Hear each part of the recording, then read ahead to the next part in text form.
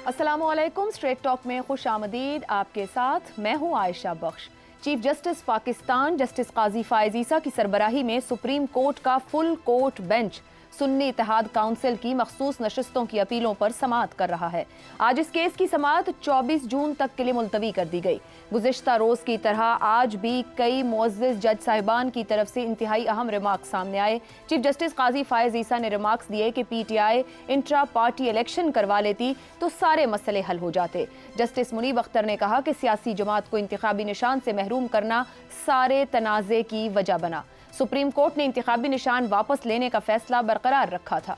Justice Munib Akhtar ने remarks दिए कि सुन्नी इत्तेहाद काउंसिल में शामिल होने वालों ने खुद को कागजात नामजदगी में PTI उम्मीदवार जाहिर किया। इलेक्शन कमीशन के रूल्स कैसे PTI उम्मीदवारों को आज़ाद करार दे सकते हैं? इंतखाबी निशान एक हो या ना हो वो अलग बहस है, लेकिन उम्मीदवार पार्टी के ही तस्वुर होंगे। हमें मजीद गलतियां नहीं करनी चाहिए। माजरत के साथ किसी के लिए ये सख्त अल्फाज हों, लेकिन रबर स्टैंप की तरह गलतियां बार बार नहीं दोहरानी चाहिए। जस्टिस मुनीब अख्तर का कहना था कि इंतखाबी निशान की अलॉटमेंट से पहले सुप्रीम कोर्ट का फैसला आया। कानूनी गलतियों की पूरी सीरीज है जिसका आगाज यहाँ से हुआ था। जस्टिस अतहर मिनल्ला ने रिमार्क्स दिए कि असल स्टेक होल्डर्स वोटर हैं जो हमारे सामने नहीं। PTI मुसलसल शिकायत कर रही थी कि लेवल प्लेइंग फील्ड नहीं मिल रही, जिस पर चीफ जस्टिस ने कहा कि वो शिकायत हमारे सामने नहीं। जस्टिस अतहर मिनल्ला ने कहा कि हम बुनियादी हुकूक के मुहाफिज हैं, बस देखना है हमें ये कि वोटर्स के हुकूक का तहफ़्फ़ुज़ कैसे हो सकता था। एक जमात मुसलसल शफाफ मौका न मिलने का कह रही थी और ये पहली बार नहीं था। सुन्नी इत्तेहाद काउंसिल के वकील फैसल सिद्दीकी ने कहा कि सारे मसले हल हो जाते अगर सुप्रीम कोर्ट बल्ले के निशान वाले फैसले की वजाहत कर देती। इस पर चीफ जस्टिस ने कहा कि अगर PTI जमाती इंतखाब करवा लेती तो आज नशिस्तों वाला मसला ही ना होता। अदालत पर हर चीज का मलबा न डालें। चीफ जस्टिस ने कहा कि मुतनासिब नुमाइंदगी के नाम पर ड्रामेटाइज करने की जरूरत नहीं। मखसूस नशिस्तों पर तो पार्टी सरबराह की सवाबदीद है, चाहे दोस्तों को नवाज दे। मखसूस नशिस्तों में वोटर्स का कोई किरदार नहीं होता।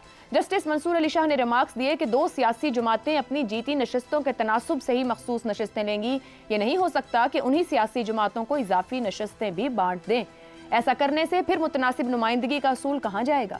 सुन्नी इत्तेहाद काउंसिल की मखसूस नशिस्तों पर फुल कोर्ट का फैसला आईनी और कानूनी तौर पर एक नज़ीर साबित हो सकता है, मगर ये बात भी तय है कि इस अहम केस के फैसले के बड़े सियासी असरात भी मुरत्तिब होंगे। इसी पर गुफ्तगू करेंगे कि हमारी सियासत में ये मामला कितना अहम किरदार अदा कर रहा है। पैनल में हमारे साथ हैं हसन निसार, जैगम खान, शहजाद चौधरी और इफ्तिखार अहमद। आप सभी के लिए प्रोग्राम का सवाल। मखसूस नशिस्तों का केस बड़ा सियासी तनाज़ा, वजह क्या है? PTI का इंट्रा पार्टी इलेक्शन या इंतखाबी निशान ना मिलना? जैगम साहब, आपके ख्याल में जो इतना बड़ा ये एक पॉलिटिकल डिस्प्यूट है इस वक्त और इसी पर बहस गुफ्तगू पार्लियामान से लेकर अदालत तक और फिर सियासत में, बड़ी वजह आपको क्या नजर आती है? PTI का इंट्रा पार्टी इलेक्शन या इंतखाबी निशान का ना होना? देखिए, सबसे पहले तो हम देखें कि इसकी अहमियत क्या है। दो लिहाज से ये बहुत ही अहम है। एक तो ये बात है कि जिस तरीके से जो PTI की सीट्स बनती थी या बन सकती थी, वो जिस तरीके से दूसरी जमातों को दी गई, उसके नतीजे में हुकूमती इत्तेहाद के पास 2/3 अक्सरियत आ चुकी थी, जो एक बहुत बड़ी ताकत थी। वो आइन में तरमीम का अख्तियार रखते थे। ये वो चीज़ है जिसको सुप्रीम कोर्ट ने सस्पेंड किया है, मुअत्तल किया है इस फैसले के आने तक, जो अभी केस चलेगा उसके फैसले के आने तक। अब दूसरी जो बात है वो ये है कि आइन और कानून की तशरीह करनी है सुप्रीम कोर्ट ने। कुछ ऐसी चीज़ें हैं जो वाज़े नहीं आई। जो आप पूछ रही हैं, मसला कहाँ से शुरू हुआ? ज़ाहिर है मसला यहाँ से शुरू हुआ कि एक पार्टी ने अपने अंदरूनी इंतखाबात नहीं कराए, PTI ने अपने अंदरूनी इंतखाबात नहीं कराए, जिसकी वजह से उसको इंतखाबी निशान से महरूम कर दिया गया। अब यहाँ तक तो एक बात हुई, लेकिन कहीं ये नहीं लिखा कि वो एक सियासी जमात के तौर पर इलेक्शन ही नहीं लड़ सकते थे। इंतखाबी निशान तो ले लिया गया क्योंकि इलेक्शन एक्ट ये कहता है। जो केस सलमान अकरम राजा लेकर आए, जो उन्होंने कहा कि ठीक है मेरे पास इंतखाबी निशान नहीं है क्योंकि कानून ये कहता था आपका ये फैसला है, लेकिन मैं अपनी पार्टी की तरफ से क्यों नहीं लड़ सकता, मैं अपनी पार्टी का कैंडिडेट क्यों नहीं हो सकता। ये वो केस है जो अभी तक चल रहा है। और उसके बाद जब मखसूस नशिस्तों का मामला आया तो अब वहाँ पे ज़्यादा कम्प्लिकेशन हुई। कम्प्लिकेशन ये हुई कि जो इलेक्शन एक्ट है उसकी जो 104 उसकी जो शिक है वो ये कहती है कि एक पार्टी ने अपनी जो प्रायोरिटी लिस्ट है, एक लिस्ट जमा करानी है कि अगर हम जीते तो ये लोग हमारी मखसूस नशिस्तों पर होंगे, जो अक़लियतों वाले भी हैं और उसके साथ ख़वातीन भी हैं, और उसके साथ वो जो नामज़द किए जाते हैं वो नॉमिनेशन पेपर्स भी जमा कराते हैं। ये लिखा हुआ है कानून में, इलेक्शन एक्ट में। और इलेक्शन रूल्स ये कहते हैं कि अगर इंतखाबी निशान आपके पास नहीं होगा तो आपको नशिस्तें नहीं मिलेंगी। अब PTI ने असम्बली में आकर सुन्नी इत्तेहाद कौंसिल में शामिल होकर एक पार्लिमानी पार्टी बना ली। ठीक।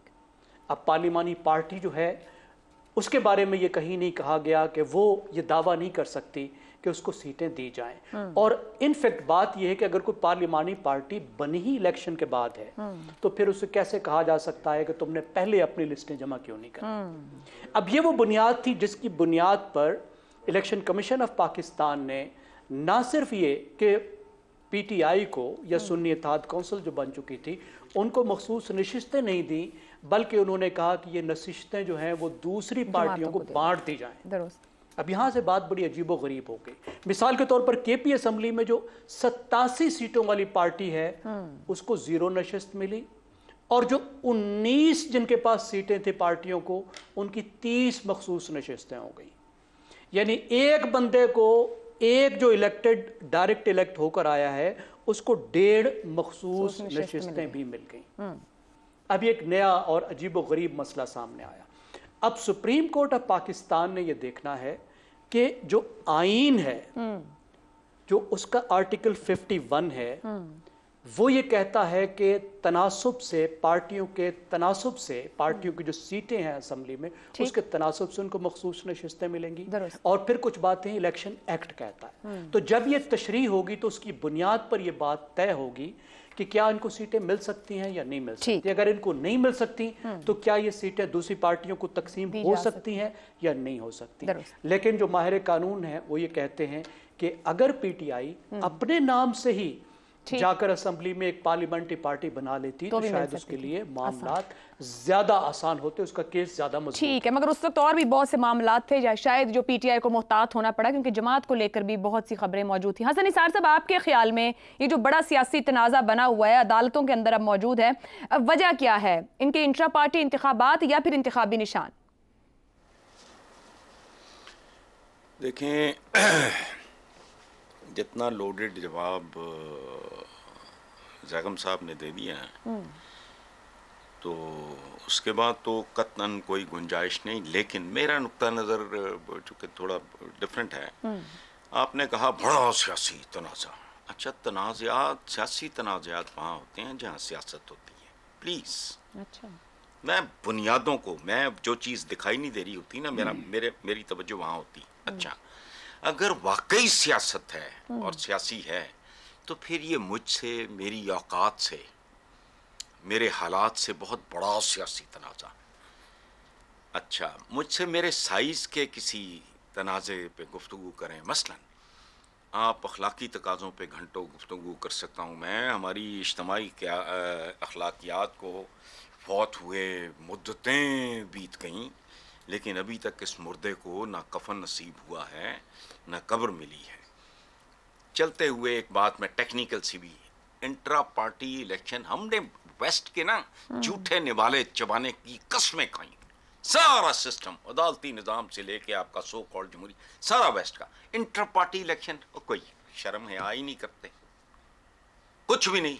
वो भुट्टोज हैं, बिलावल भुट्टो जरदारी है, हालांकि पिदरी माशरा है, बिलावल जरदारी है, लेकिन नहीं, इधर नवाज शरीफ है, उधर फजलुर रहमान साहब है, इधर इमरान खान है। तो क्या है इंट्रा पार्टी इलेक्शन? ये सारे ढोंग, फ्रॉड, एम ही बस हवा में तलवारें तलूरें मार रहे हैं। अल्लाह खैर सलाह। सो मेरे लिए this is too serious and too big a question for me to answer. चले, आप जो बात कर रहे हैं, आप जो बात कर रहे हैं हसन साहब, इस किस्म की एक गूंज भी आज उठी कोर्ट के अंदर भी। एक तो जमहूरियत को लेके, जो सियासी जमातों के अंदर जमहूरियत है वो किस किस्म की है, और फिर मखसूस नशिस्तें लेकर भी इसके ऊपर भी बात हुई कि ये मखसूस नशिस्तें तो खुद सरबरा की मर्जी है, रिश्तेदार को बांटे, दोस्त को दे, या कहीं मफाद हो तो उसको दे दे। क्या इसका भी हमारी सियासत से कोई लेना देना है या नहीं है? ना, यही तो सियासत है आपकी। बात सुने, इस मुल्क में सिर्फ एक पॉलिटिकल पार्टी है। मौलाना मौदूदी से लेके अब तक उनके गिनो अमीर कितने हैं, उन्हें कोई घास नहीं डालता। आप जमहूरी लोग हो ही नहीं, ना हमारे घरों में, ना हमारे इदारों में, ना हमारी सोच में, ना रवैयों में, ना रूहों में। ठीक है, मैं एक बात कर रहा हूं, चैलेंज करे कोई एक जमात इस्लामी, वो कुछ भी नहीं बेचारी, ऑल्सो रहन भी नहीं, वो सबको पता होता है इनका अंजाम क्या होना है। वो बहुत जमहूरी हैं। अब चाटो इंट्रा पार्टी हैं, टोपी ड्रामे हैं सारे इनके, ठीक, जिनके सरों पे टोपियां हैं वो अपना टोपी ड्रामा वगैरह जारी रखें, आगे चलें। शहजाद साहब, ये जो मखसूस नशिस्तों का फैसला, ऊपर ज़ैगम साहब ने भी एक 2/3 जो अक्सरियत मुयस्सर आई हुकूमती इत्तेहाद को, उसको बात की। कौमी असम्बली सेनेट में पार्टी पोजीशन से लेकर कानून साजी के मामलात हों या बहुत सी अहम तरामीम की अगर जिक्र किया जाए, तमाम पर यह फैसला असरअंदाज होगा। आप इसके किस हद तक के सियासी असरात देखते हैं, जो भी फैसला है?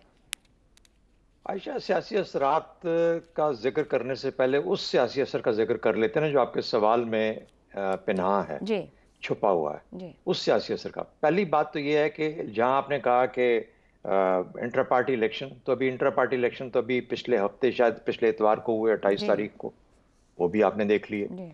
अब अगर पीटीआई के इंतखाबात इंटर पार्टी इससे जरा फर्क थे तो उसका भी हमें कुछ ना कुछ हमें अंदाजा होना चाहिए कि कितने फर्क थे, अगर फर्क थे तो, और अगर नहीं थे तो फिर तो इंटर पार्टी ऐसे ही हुआ करते हैं जैसे होते हैं पाकिस्तान में। हसन साहब ने उसका जिक्र किया। जो मेरे ख्याल में सबसे बड़ा मसला इस पूरे मामले में रहा है वो बल्ले के निशान का ना होना है, और उसकी वजह ये थी कि बल्ले के निशान के ऊपर जब ये केस लड़ा जा रहा था और उसको लाइव ट्रांसमिट किया जा रहा था तो पीटीआई के वकीलों की हद तक ऐसे नजर आता था जैसे उनको यकीन है कि ये निशान तो मिलेगा ही मिलेगा, क्योंकि इलेक्टोरल एक्ट के नीचे बाकी चीजों की ये हमें मिलेगा, हमने कन्विंस कर लिया सुप्रीम कोर्ट को। और सुप्रीम कोर्ट का जब फैसला आया और बादी नजर के अंदर जब हम देखते थे, सुनते थे, तो लगता था कि ऐसा ही फैसला होगा, यानी इतनी बड़ी कोई एक ज्यादती कहना, ऐसी ज्यादती नहीं हो पाएगी जैसी कि हुई। उसको कानूनी तौर पर जो मर्जी जामा पहनाया जाए, लेकिन वो एक ज्यादती थी, ज्यादती नजर आई कम से कम मेरी हद तक, मेरी नजर में ज्यादती नजर आई। और अगर फैसला ऐसा था जो आउट ऑफ द ब्लू वो निकला और उसने ये फैसला, उससे क्या हुआ, आपने एक का अंदाजा लगाया कि पीटीआई के ऊपर इस तरह के सवालात उठना शुरू हो गए कि शायद ये पार्टी बैन हो जाएगी, ये पार्टी रहेगी ही नहीं। और दूसरा ये हुआ कि लीडरशिप जो कि बाहर थी उसको समझ नहीं आई, उनको इतना यकीन था कि ये बल्ले का निशान तो हमें मिलेगा, लेकिन इन दोनों चीजों को, इंट्रा पार्टी इलेक्शन और बल्ले का निशान को मलिया मेट कर दिया, ना मिलने का मलिया मेट कर दिया। किसने? अवाम ने। 8 फरवरी को अवाम ने अपने पैरों से वोट डाला, उस दिन चल के डाला और साबित किया कि बल्ले का निशान हो या इंट्रा पार्टी इलेक्शन का मसला हो, हमारा वोट ये है। अवाम की राय सामने आ गई।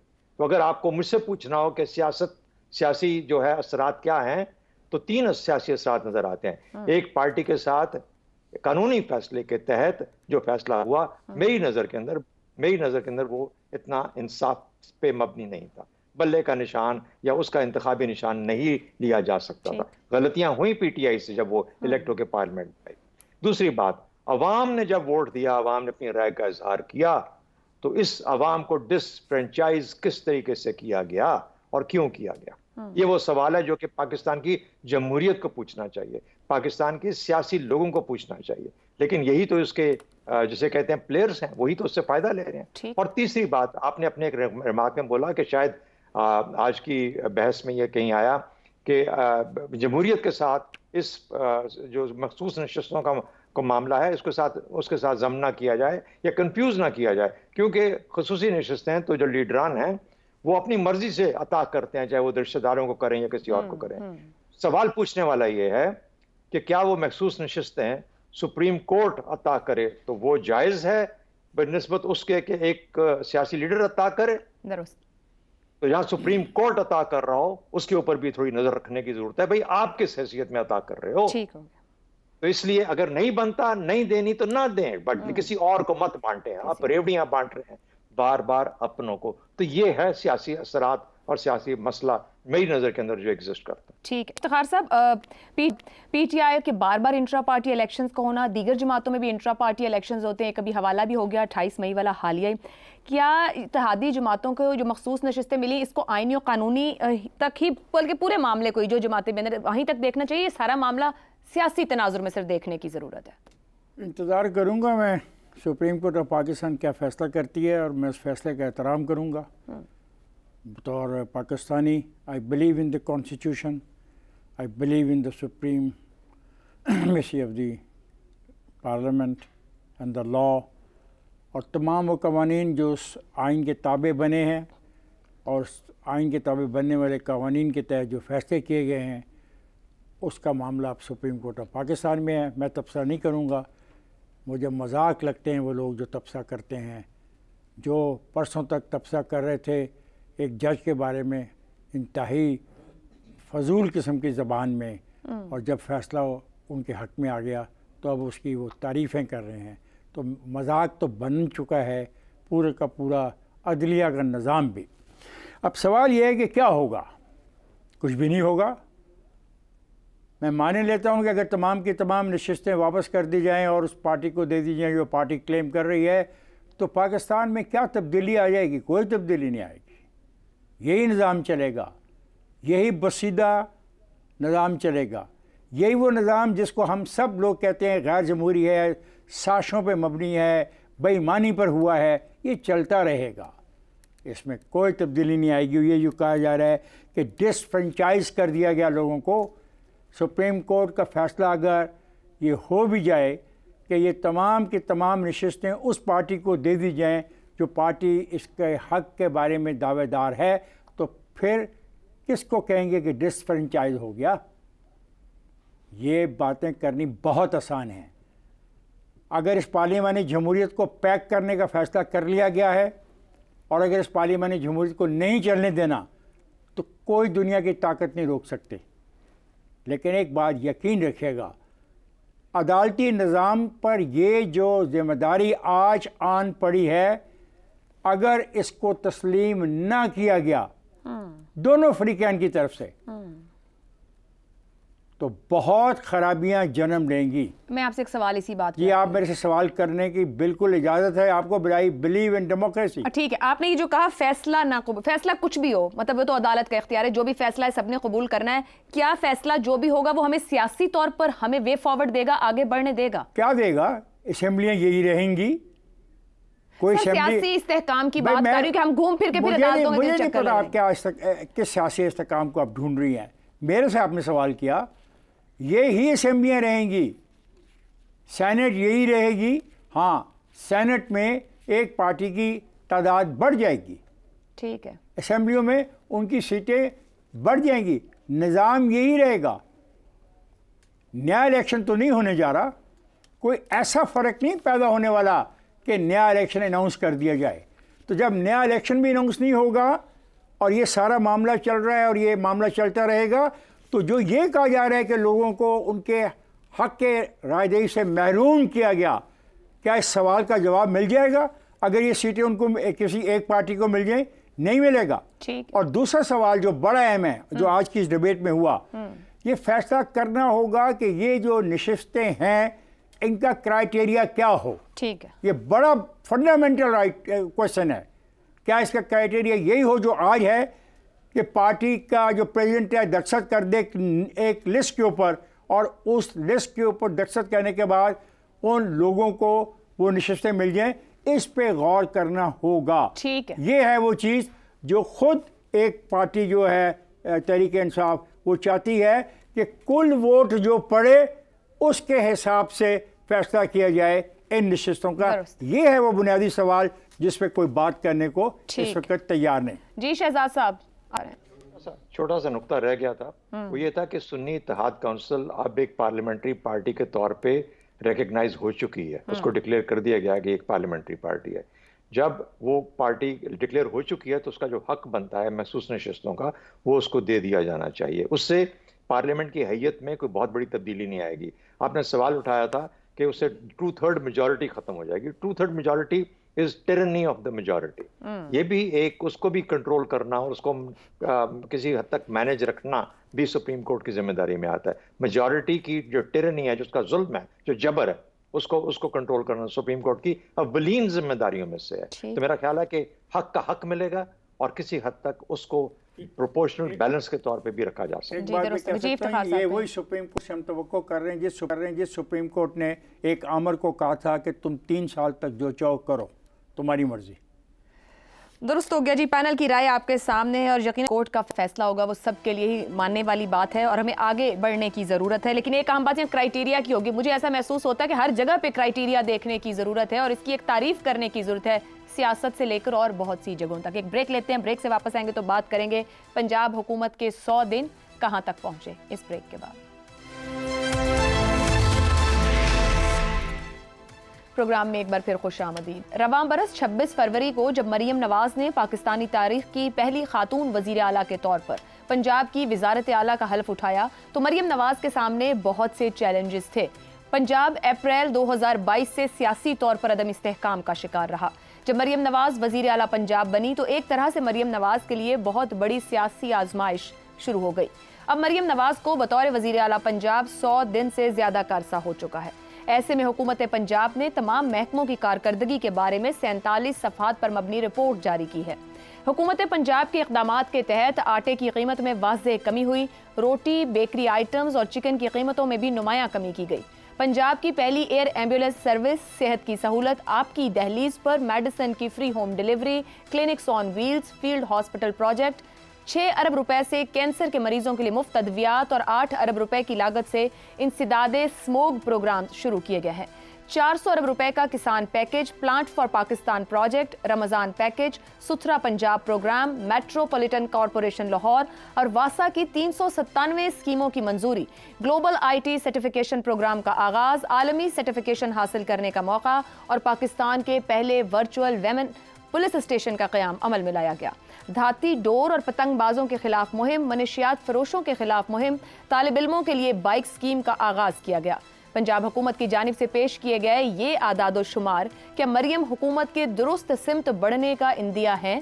क्योंकि मरियम नवाज का मुकाबला किसी और से नहीं, खुद उनके चचा की 10 साला हुकूमत के साथ है। बानी PTI के वसीम अकरम प्लस की अहलियत सबके सामने है।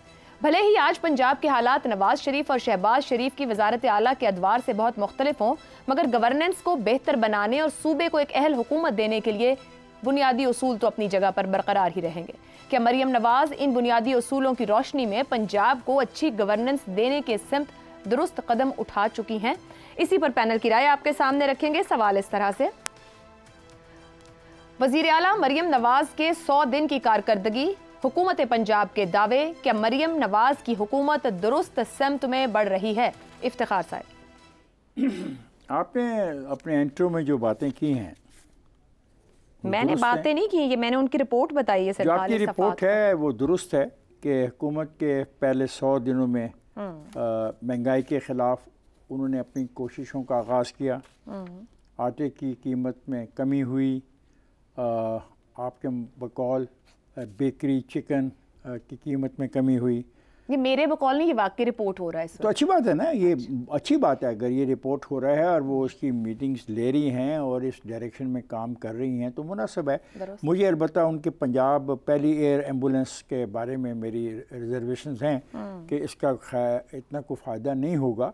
ठीक है, सोच बहुत अच्छी है कि किसी ऐसी जगह पे अगर कोई वाक़या हो जाता है, कोई मरीज़ है जिसको कैरी करना मुश्किल है तो उसके लिए एयर एम्बुलेंस लाई है, लेकिन पता नहीं ये कामयाब होती या नहीं होती। इस पर इतना जो पैसा खर्च आएगा उसके बजाय इस पैसे को किसी और तौर पर भी खर्च किया जा सकता है, जैसा कि मेडिसिन फ्री होम डिलीवरी है। ये पैसा अगर मेडिसिन फ्री होम डिलीवरी पर कर दिया जाए तो ये ज़्यादा बेहतर होगा।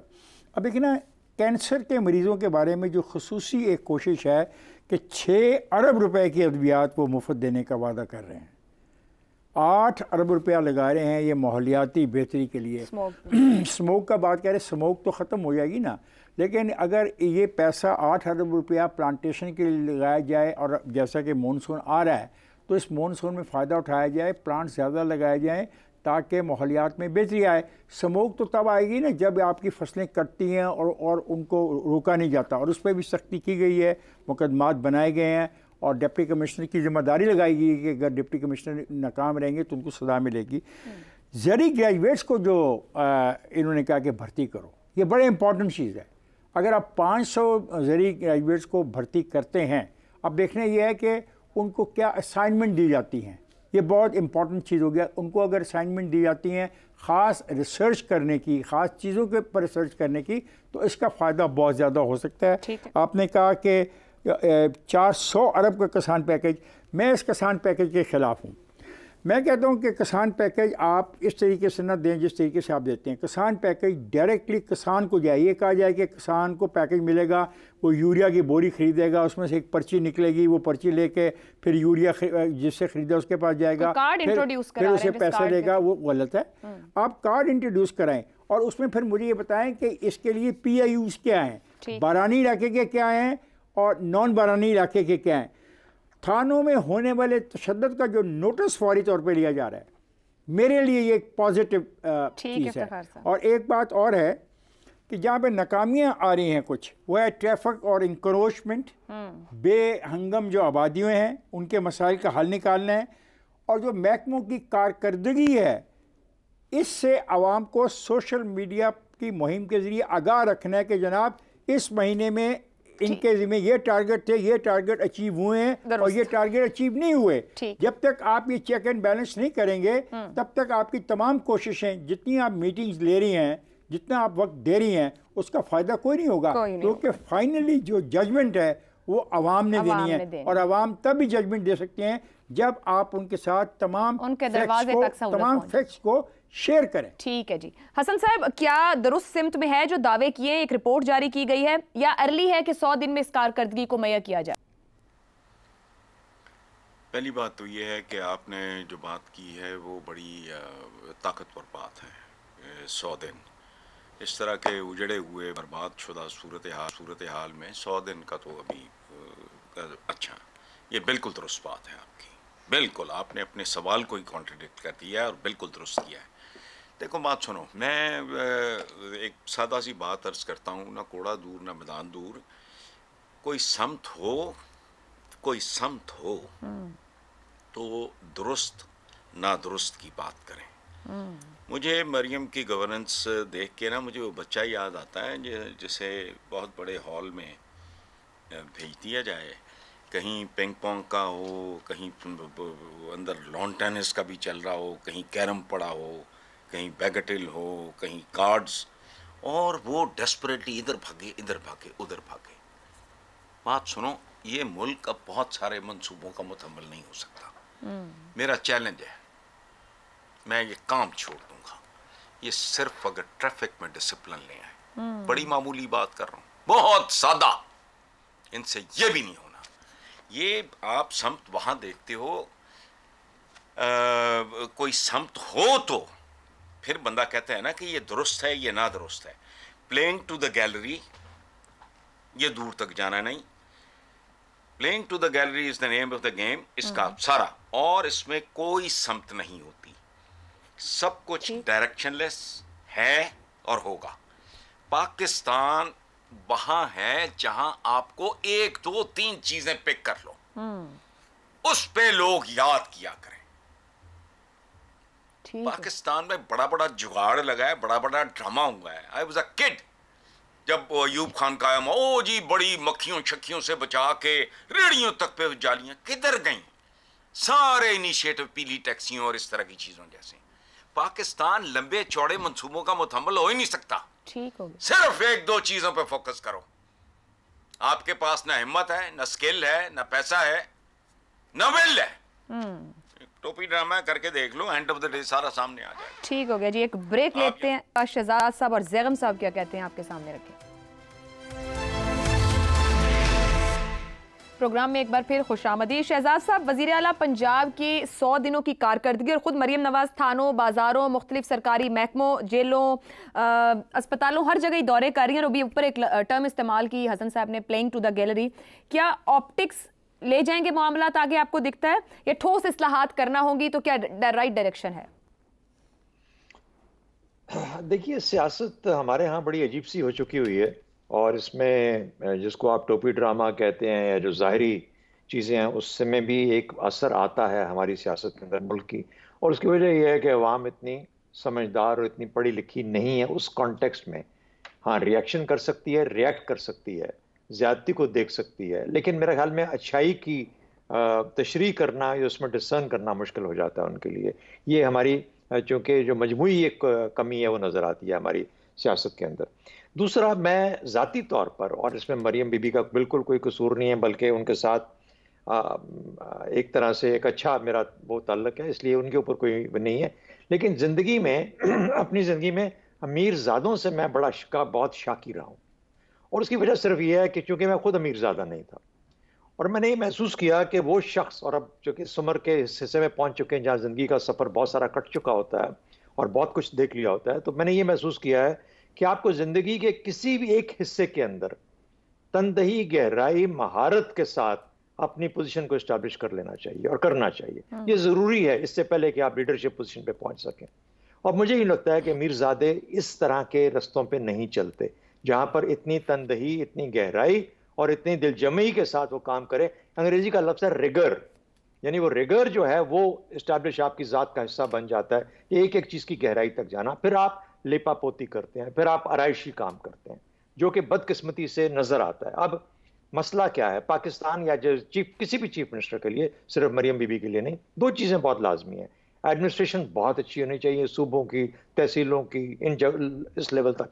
जब तक आपकी लोकल बॉडीज़ नहीं है, आपके पास आपका ब्यूरोक्रेसी का इंफ्रास्ट्रक्चर है, उसको किस हद तक आप रीइंफोर्स करके बेहतर तौर पे इस्तेमाल कर सकी हैं या कर सकती हैं, या आपने उधर सोचा है? पहली बात तो ये। दूसरा, लॉ एंड ऑर्डर।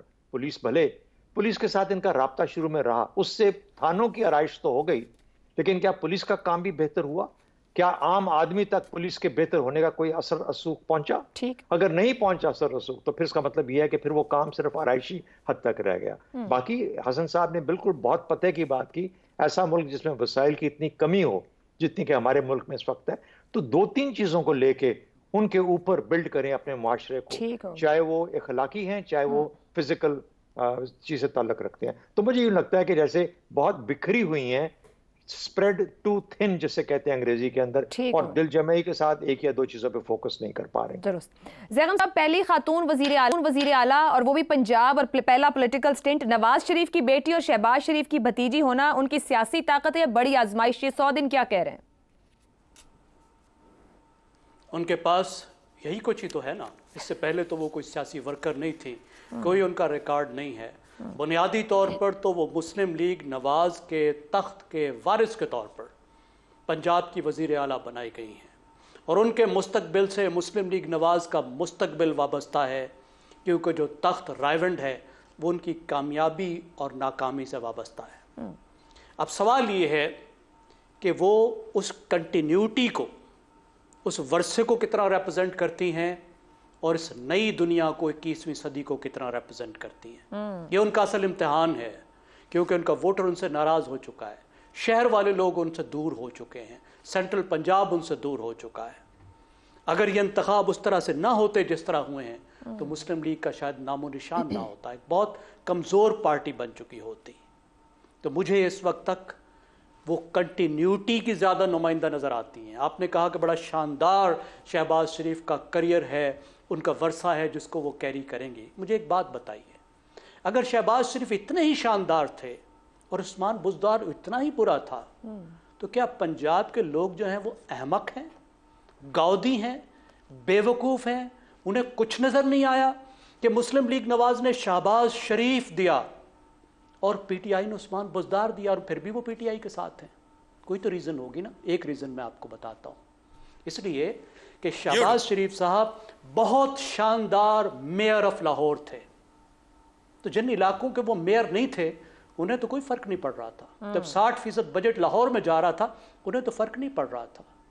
जब तमाम वज़रा और तमाम ताकत जो है वो लाहौर के पास थी, और उनकी बिरादरी के पास थी, और ख़ानदान के पास थी, तो दूसरे शहरों को क्या लगे कि लाहौर कितना शानदार अजीम शान जो है वो एक दारुल खिलाफा बन चुका है, किस तरह का एक बगदाद बन चुका है। उनको तो नहीं था। ठीक। तो मुझे तो अब भी ये नजर आता है कि उसी को लेकर चल रही हैं, अभी तक उनका फोकस वही है। उनकी कैबिनेट देख लीजिए, जनूबी पंजाब से सिर्फ 2 वज़रा हैं, बिरादरी भरी हुई है, लाहौर भरा हुआ है। ठीक है। और कितने इलाकों को निगलेक्ट किया गया है। अब देखना यह है कि क्या पुलिस स्टेट की जगह वो अच्छा लॉ एंड ऑर्डर लाती है, किसानों के मामले में तो वो फेल हो गई, करोड़ों किसान उनसे नाराज हो चुके। ठीक है, क्या तालीम और सेहत को बेहतर कर जाती है? और आखिरी बात कि क्या वो नौजवानों के साथ कोई केमिस्ट्री बना पाती हैं या नहीं बना पाती, यहाँ पे बेक और ब्रेक हो। ठीक हो गया जी, ये सब केमिस्ट्री मेरी नजर में जरूरी है। मेरिट इन गवर्नेंस, भर्तियों से लेकर प्रमोशंस तक, अगर यहाँ मेरिट प्रिवेल कर गया तो शायद कोई रास्ता बना पाए। आज के प्रोग्राम से इतना ही, इजाजत दीजिए, अल्लाह हाफिज।